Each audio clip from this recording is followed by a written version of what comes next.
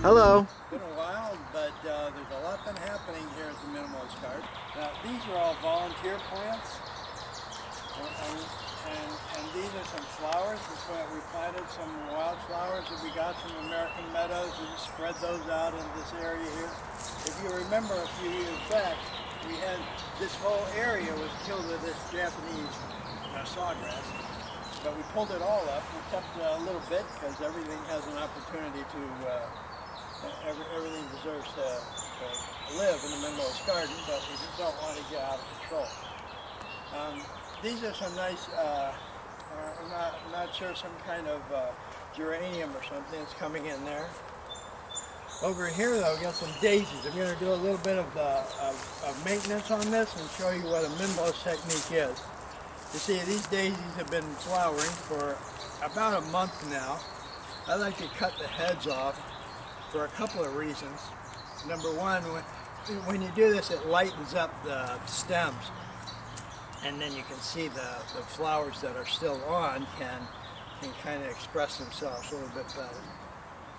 So I like to come through here periodically, take these off, just clip these tops off. These are nice daisies. Daisies are a keystone plant. That means that they attract a lot of different types of animals, primarily insects, of course, but birds also. If you listen a little bit, there's a lot of birds singing today. So a minute ago they were really singing. From what I can tell, they still are. Yeah, not as loud as they were before, but I saw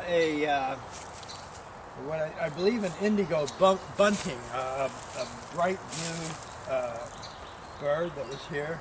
We also have some cardinals that have come in. I've seen like 5 or 6 different types of birds this year. We had a pet bird that we inherited from our daughter, and it died. So we planted it here in hopes that it would help the plants to grow.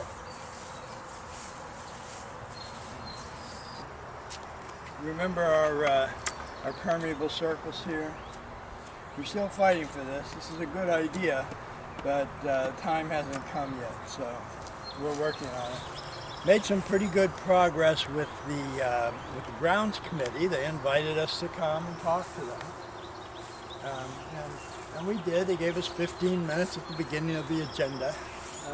They're doing a native plant planting, so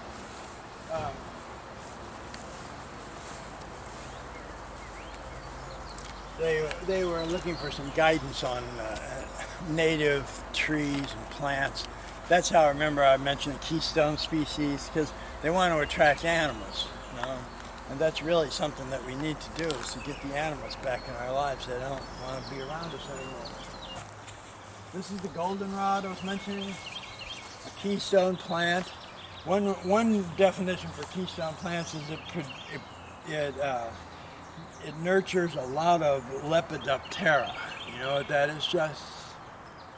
I've heard the term. I forget which animal. Moths and butterflies. There are many varieties that use this to feed, and then put their larvae on there, and the larvae it's all compatibility. They don't damage the plant. They just chew away on it, and then they make their cocoons, and then they come out as caterpillars, and they eat some more.